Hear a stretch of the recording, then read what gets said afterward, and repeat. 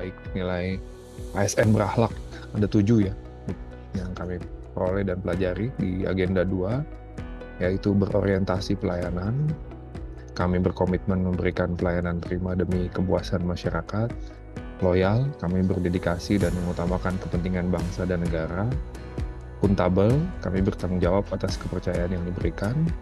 Adaptif, kami terus berinovasi dan antusias dalam menggerakkan apapun ya dalam perubahan. Kompeten, kami terus belajar dan mengembangkan kapabilitas. Kolaboratif, kami membangun kerjasama yang sinergis serta harmonis, menghargai perbedaan. Saya akan menjelaskan poin pertama, orientasi pelayanan, yaitu pelayanan ASN yang bersifat berkualitas, berorientasi pada kepuasan adalah makna konsep dasar utama.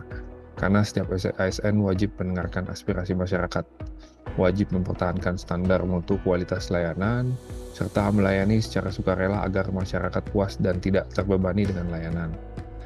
Panduan perilakunya ada beberapa. Yang pertama itu memahami dan memenuhi kebutuhan masyarakat.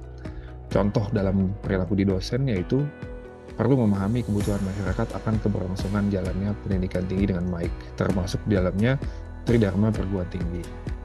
Yang kita contohkan itu dosen perlu menjelaskan Tridharma perguruan tinggi dengan baik kepada masyarakat. Aspek pengajaran perlu dikaitkan dengan kehidupan sehari-hari, begitu pula dengan pengabdian masyarakat serta penelitian. Ada dampaknya bagi masyarakat sehari-hari sekitar. Nah, apa yang menjadi potensi dan tantangan? Yaitu miskomunikasi antara dosen sebagai pelaksana dengan mahasiswa atau masyarakat sebagai representasi pengguna dan penerima manfaat dari perguruan tinggi. Selain itu terjadi kemungkinan mispersepsi ya, akibat perbedaan gaya bahasa serta tingkat pendidikan. Solusi yang kami sarankan adalah menjalin komunikasi yang baik serta efektif dari tiap sivitas akademika di perguruan tinggi. Selain itu, perlunya sosialisasi yang terkini antara dosen, mahasiswa, sivitas, serta masyarakat terkait perspektif yang sama. Yang kedua adalah ramah, cekatan, solutif, dan dapat diandalkan. Jadi sebagai dosen itu harus berperilaku cekatan, solutif, ramah, dan dapat diandalkan tidak saja oleh mahasiswa namun juga oleh departemen, fakultas, universitas. Jadi kalau ada isu-isu kontemporer yang sebidang maka dapat ikut serta memberikan pendapat, tidak diam, ikut partisipatif. Hambatannya adalah ketidaksensitifan isu perlu dipertimbangkan.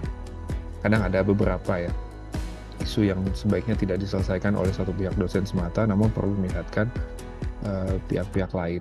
Nah, solusinya adalah kami ingin ada literasi, ada penyuluhan agar isu-isu kontemporer itu dan cara menghadapinya kita semua tahu dan itu akan sangat membantu.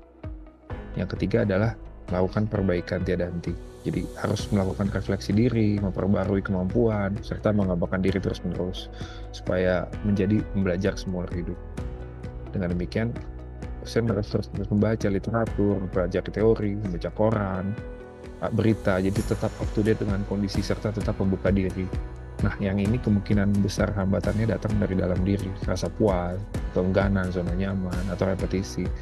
Jadi solusi yang kami sarankan adalah harus dapat memotivasi diri. Yang baik adalah yang menjadi terus-menerus belajar seumur hidup. Nah, perilaku selanjutnya adalah akuntabilitas atau akuntabel.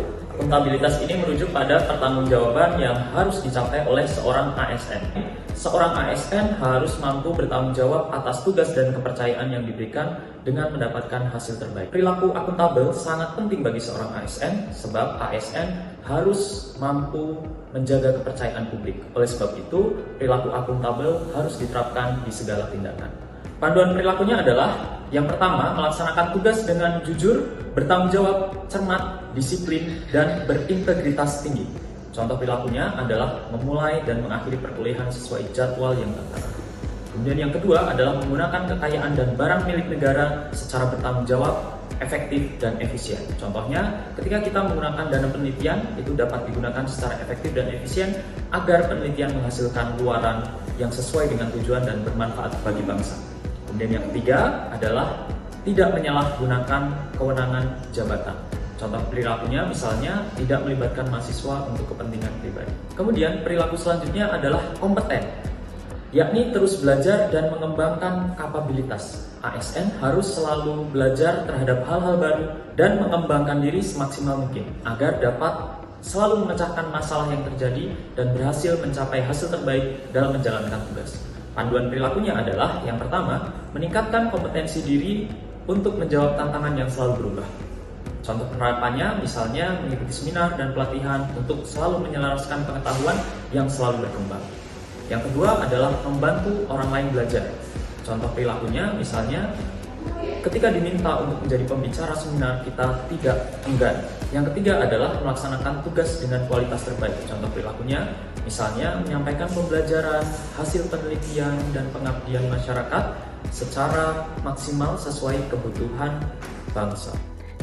Yang keempat adalah harmonis. Harmonis berasal dari kata harmoni, yang artinya kerjasama antara berbagai faktor yang sedemikian rupa sehingga faktor-faktor tersebut dapat menghasilkan suatu kesatuan yang luhur. Makna panduan perilaku harmonis di dalam dunia kampus, khususnya bagi dosen, adalah agar mampu menciptakan suasana belajar yang inklusif, adil, dan menghargai setiap perbedaan. Contoh penerapannya, misalnya dengan membuat kebijakan kelas yang tidak diskriminatif, terbuka untuk semua latar belakang. Potensi tantangan atau hambatan yang kemungkinan dihadapi misalnya kesulitan di dalam menyeimbangkan antara netralitas dan keberpihakan pada nilai-nilai akademik, dan rekomendasi yang bisa diberikan untuk masalah ini adalah dengan mengadakan pelatihan dan seminar tentang kesetaraan, netralitas, dan toleransi bagi dosen dan mahasiswa. Core value yang kelima adalah L, loyal. Apa itu loyal? Di dalam panduan perilaku, makna panduan perilaku loyal yaitu menekankan pentingnya menjaga kehormatan serta kesetiaan kepada negara dan institusi, serta menjalankan tugas dengan penuh komitmen dan tanpa melanggar etika atau aturan yang berlaku. Makna dari kata loyal itu sendiri adalah berdedikasi dan mengutamakan kepentingan bangsa dan negara. Panduan perilaku loyal di antara yang paling penting adalah memegang teguh ideologi Pancasila UUD 1945, setia kepada NKRI, serta pemerintahan yang sah. Contoh penerapannya yaitu dengan mengajar, menanamkan nilai-nilai Pancasila kepada mahasiswa. Tentunya ada hambatan atau masalah yang mungkin dihadapi, misalnya tekanan politik atau ideologis dari pihak luar yang bertentangan dengan prinsip loyalitas ini. Rekomendasi solusi yang bisa diberikan adalah dengan memberikan pelatihan dan dukungan bagi dosen terkait dengan nilai-nilai kebangsaan. Ada satu hal yang menarik yang disampaikan oleh Thomas Carlyle, seorang filsuf dan sejarawan dari Scotland, yaitu faith is loyalty to some inspired teacher, some spiritual hero, di mana suatu hal yang disampaikan oleh seorang guru, oleh seorang dosen kepada muridnya, kepada mahasiswanya dapat menjadi suatu keyakinan, sehingga penting bagi kita untuk menanamkan nilai-nilai loyalitas kepada NKRI. Nilai dasar ASN berikutnya adalah adaptif. Adaptif dapat diartikan sebagai kemampuan ASN untuk menjadi penggerak perubahan melalui proses berpikir kritis dan kreatif guna berinovasi dalam menyelesaikan tugas atau masalah yang dihadapinya. Adapun 3 panduan perilaku adaptif adalah cepat menyesuaikan diri menghadapi perubahan, terus berinovasi dan mengembangkan kreativitas, serta bertindak proaktif.